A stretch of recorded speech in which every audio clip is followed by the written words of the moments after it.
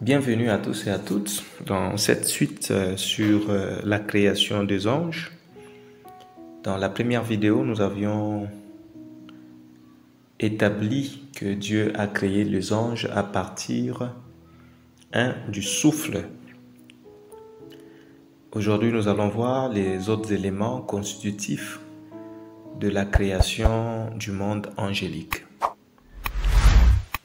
Les deux autres éléments avec lesquels Dieu a créé les anges, bien avant le monde que nous connaissons, c'est le feu et la lumière. C'est la raison pour laquelle les anges, quand ils apparaissent, ils ont toujours la forme lumineuse et une forme liée au feu. Au début de la création, Dieu a créé la lumière en premier, dans Genèse chapitre 1, le verset 3. Les anges ont été créés avec la lumière éternelle. Parce qu'il y a quelques versets qui vont le prouver. Lorsque vous prenez Exode chapitre 3, le verset 2, Juge chapitre 13, le verset 20, 2 Rois chapitre 2, le verset 11, 2 Rois chapitre 6, le verset 17.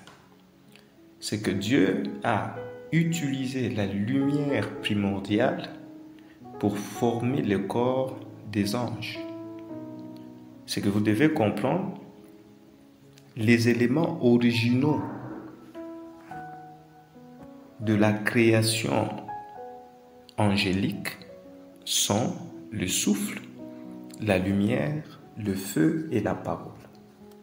Dieu a utilisé 4 éléments pour créer le monde angélique. Par le souffle, le feu, la lumière et la parole, Dieu a façonné le corps des différents anges, puisque Dieu lui-même est appelé un feu dévorant. Hébreux chapitre 12, le verset 29.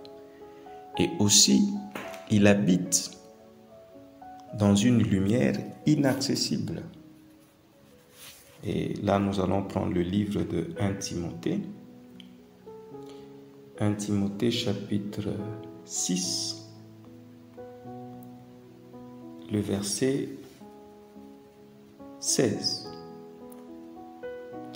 Qui seul possède l'immortalité, qui habite une lumière inaccessible, que nul homme n'a vu ni ne peut voir, à qui appartiennent l'honneur et la puissance éternelle. Amen.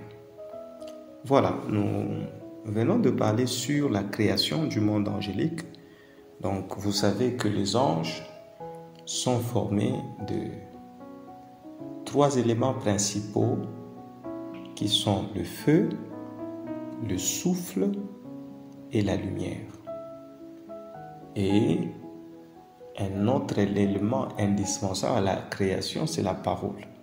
Parce que la Bible dit dans Jean chapitre 1 que tout a été créé par la parole. C'est la raison pour laquelle nous avons eu à ajouter ce 4e élément dans la création du monde angélique.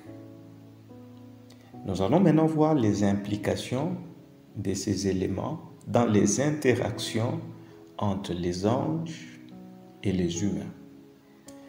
Sinon, si vous aimez ce genre de contenu, n'hésitez pas à nous le faire connaître, à liker, à partager pour aider à ce que la chaîne puisse